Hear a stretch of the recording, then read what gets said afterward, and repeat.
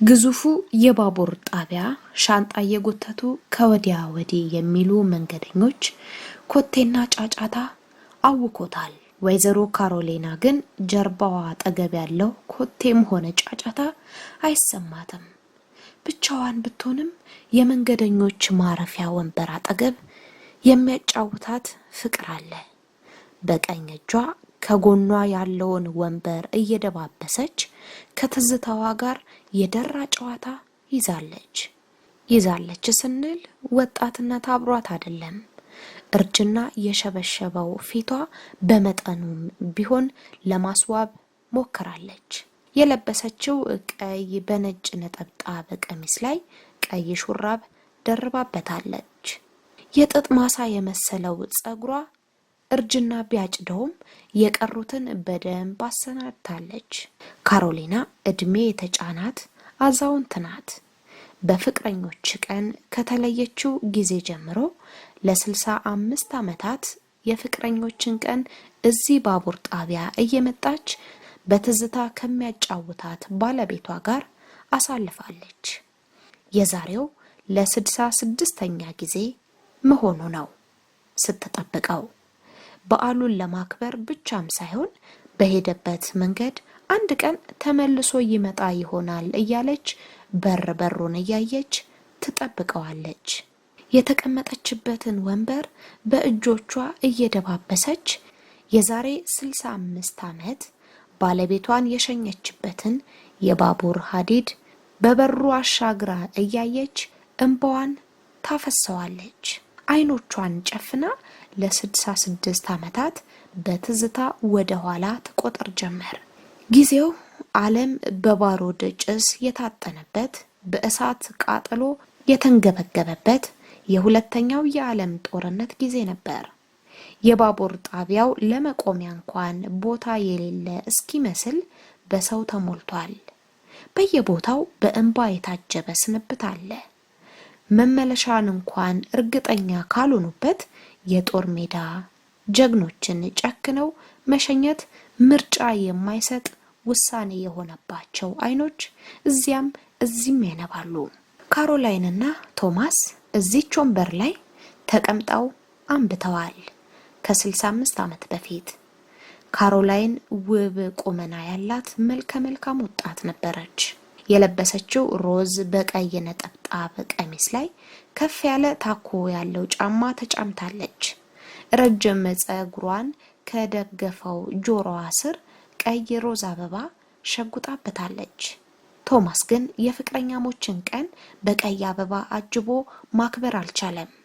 የአየር ኃይል የደንብ ልብሱን ለብሶ መለዮን በአንድ እጁ ይዞ በሌላኛው እጁ የካሮላይን አንገት ውስጥ ተሸጉጦ እንባዋን እየተጋራት ትቼሽ መሄዴን እኔም አልወደውም፣ ያውም በማስፈልግሽ ሰዓት፣ ግን ደግሞ ግዴታ አለብኝ አለ። ሆዷ ውስጥ ያለውን ትንሹን ልጃቸውን በስስት እየደባበሰ። የ3 ወር ነፍሰ ጡር ነበረች። ሆዷ ላይ ያረፈውን የቶማስን እጅ እየዳበሰች አንገት ውስጥ ገብታ አነባች። ካሮላይን የምታነባው የትዝታ እንባ ዛሬ ላይ የተቀመጠችበትን ወንበር አራሰው። ከ65 ዓመት በኋላም ዛሬም እየጠበቀችው ነው። ካሮላይን ቶማስ ልብ ላይ የታተመችው በልጅነት እድሜው ቢሆንም ጎጆ ቀልሰው መኖር ከጀመሩ ግን ዓመት እንኳን አልሞላቸውም። ከሰሙት የመርዶ ሰበር ዜና በኋላ ጎናቸው አልጋ ላይ ይረፍ እንጂ አይምሯቸው ግን እረፍት አላገኘም። ካሮላይን በድቅድቅ ሌሊት ያንተን ግዴታ ባለፈው ዓመት እኮ ተወጥተዋል፣ እባክህን ቅር አለችው በተኛበት ፊቱን እየደባበሰች። አየር ኃይል ነኝ ወገኔ፣ እዛ እያለቀ እኔ አርፌ ልተኛ አልችልም በፍጹም አላት እና ጀርባዋን ሰጥቷት ወደ ግድግዳው ዞረ። የባቡሩ ሐዲድ ወታደሮቹን ወደ ቀለጠው የደም ፍልሚያ ሊሸኛቸው ከባቡሩ ላይ ያለውን ጥሩምባ ጮክ እያደረገ ለመሄድ መዘጋጀቱን አረዳቸው። በባቡሩ መስኮት ተንጠላጥለው ከንፈር ለከንፈር ተናንቀው የስንብት እንባ በሚያነቡ ፍቅረኛሞች ባቡር ጣቢያው ታውቋል። ካሮላይን ባቡሩ ላይ የቆመውን ቶማስን ጨክና ልትሰናበተው አልቻለችም። ፊቷ በእንባ ታጠበ። እጠብቅሃለሁ፣ ተመልሰናልኝ አለች። የባቡሩ ጫፍ ላይ ተንጠላጥላም ለመጨረሻ ጊዜ ተሰናበተችው። ቶማስ እንባውን ጠርጎ ተሰናበታት። ባቡሩም ጭሱን እያንቧለለ ጉዞውን ጀመረ። ካሮላይን ድንገት ቦርሳዋ ውስጥ አንድ ወረቀት እንደረሳች ትዝ ሲላት ወረቀቱን በእጇ ይዛ ወደሚንደረደረው ባቡር እየተጣራች መሮጥ ጀመረች። ቶማስ በመስኮት ብቅ ብሎ ወረቀቱን ተቀበላት። የልብ ቅርጽ ያለው በቀይ ቀለም ሽፋን የተሸፈነ ስጦታ ነው። አሁን ልቤን ይዘሃል፣ ካንተ ልብ ጎን አስቀምጠው፣ ምንም ሳይሆን በሰላም ይዘ ተመለስልኝ፣ ሁሌም እወድሃለሁ ካሮላይን የሚል መልእክት ተጽፎበታል። ቶማስ መልእክቱን ካነበበ በኋላ ፈጠን ብሎ በባቡር የጀርባ በር ጋር ቆመ እና ስጦታውን እንደያዘ እጁን አውለበለበላት። መልካም የፍቅረኛሞች ቀን አለች በለሆሳስ ባለቤቷን እየሸኘችው። ባቡሩ እጃቸውን እያውለበለቡ የሚሰናበቱትን ወታደሮችን አጭቆ ጥሩምባውን እያጓራ የሰው ደም እንደ ጅረት ከሚወርድበት ጦር ሜዳ ፍቅሯን ይዞባት ሄደ። ካሮላይንና ቶማስ የፍቅራቸው ጉዞ በደብዳቤ ብቻ ሆነ። በሳምንት አንድ ቀን ብቅ ለሚለው ፖስታ አመላላሽ ደብዳቤው ላይ የፍቅር ሰላምታ በከንፈሯ ቀይ ቀለም ማህተም መታ ትልክለታለች። ቶማስ ባለበት ግዳጅ የተሰጠውን የልብ ስጦታና ፎቶዋን ከጎኑ አስቀምጦ ለደብዳቤዋ ምላሽ ይጽፍላታል። ካሮላይና ቶማስ በሌለበት 9 ወር የእርግዝና ጊዜዋ ቢከብዳትም በምጧ ወቅት ግን የእህቷ እርዳታ አልተለያትም ነበር። ዳግማዊ ቶማስን ለማቀፍ በቅታለች። ካሮላይን ለመጨረሻ ጊዜ ልጇን አቅፋ የተነሳችውን ፎቶ እንደ ወትሮ በከንፈር ቀለሟ የፍቅር ሰላምታ አተማበት ላከችለት። ቶማስ ልጁን በሚወዳት ባለቤቱ እቅፍ ውስጥ ሆኖ ሲያየው ደስታው ወደር አልነበረውም። ካሮላይን ለላከችለት የፍቅር ደብዳቤ የምስራቹን ግን አላደረሳትም። በወቅቱ የአሜሪካና የጀርመን ጦርነት ቢጠናቀቅም ቶማስ ግን ድል አድርጎ አልተመለሰም። ካሮላይን በየቀኑ ልጇን በረንዳ ላይ አስተኝታ የባለቤቷን መመለስ ትጠብቃለች። መስማት ባትፈልግም ካልሆነም ደግሞ ባለቤቶቻቸው በጦር ሜዳ የሞቱትን በደብዳቤ መርዶ የሚያረዳው መርዶ ነጋሪ ደጇን እስኪረግጥ መጠበቅ ጀመረች። ነገር ግን መርዶ ነጋሪው መልእክተኛ የሷን ቤት እያለፈ ለጎረቤቶቿ መርዶ ሲያረዳ መመልከት የዕለት ተዕለት ተግባሯ ሆነ። ከርቀት ተቃቅፈው የሚላቀሱትን ጎረቤቶቿን እያየች ድምጹ የጠፋውን ፍቅሯን እያሰበች አብራ አንብታለች። አንድ ቀን ግን በረንዳ ላይ ልጇን ከጎኗ አስተኝታ የልጇን ልብስ እያሰጣች ሳለ መርዶ ነጋሪ መልእክተኛው ከካሮላይን ግቢ በር ላይ ደረሰ። ካሮላይን ወደ ቆመችበት በረንዳ መጣ። ካሮላይን የምትሰራውን ስራ ትታ መልእክተኛው እጅ ላይ ያለውን የታሸገ ፖስታ እያየች መንሰቅሰቅ ጀመረች። መልእክተኛው እጁን ከመዘርጋቱ ፖስታውን በፍጥነት ቀምታ ማንበብ ጀመረች። ድንገት ግን ማልቀሷን አቁማ መልእክተኛውን ትኩር ብላ አየችውና ባለቤትሽን ማግኘት አልቻልንም ነው የሚለው፣ ያ ማለት ደግሞ አልሞተም ነው አይደለም አለችው። መልእክተኛው መልስ ሳይሰጣት ግቢውን ለቆ ሄደ። ካሮላይን የ4 ወር ልጇን ከተኛበት አንስታ አባትህ አልሞተም ይመጣል አለችው። በዚህን ጊዜ ነው ሱዛን የተባለች ጋዜጠኛ የካሮላይንን ታሪክ የሰማችው። ይህን ታሪክ ስትሰማ እንቅልፍ ሊወስዳት አልቻለም። ለ66 ዓመታት ሙሉ ለፍለጋና ለጥያቄዋ መልስ ሳታገኝ በተስፋ የምትጠብቀዋን የካሮላይንን ፍቅር መቋጫ ልትሰጠው ወስናለች። ከጧት እስከ ማታ ቶማስ በዘመተበት ጦርነት ላይ አብረው የዘመቱ ሰዎችን ትፈልግ ጀመር። ግን ፍለጋው አድካሚ ሆነባት። አብዛኛዎቹ በወደቁበት ቀርተዋል። ሱዛን ግን በቀላሉ ተስፋ መቁረጥ አልፈለገችም። እናም ፍለጋዋ ትክክል እንደሆነ የሚያመለክት አንድ ፍንጭ አገኘች። ከቶማስ ጋር ግዳጅ የተላከ አንድ ወታደር ቴክሳስ ውስጥ እንደሚኖር ካወቀች በኋላ አድራሻውን አፈላልጋ ወደ ቦታው አቀነች። ነገር ግን ቦታው ላይ ስትደርስ ለመጨረሻ ጊዜ ከቶማስ ጋር ታየ የተባለው ወታደር እርጅና ባመጣው በሽታ ምክንያት አርፏል። ሱዛና ቴክሳስ ድረስ መታ ያሰበችውን ባለማሳካቷ እንባ ቢተናነቃትም አንድ ጭላንጭል ተስፋ ማግኘት ቻለች። የወታደሩ ልጅ አባቱ በህይወት እያለ የባህር ሰርጓጅ ኃይል ፓይለት የተጻፈ ደብዳቤ በእጁ እንዳለ ነገራት።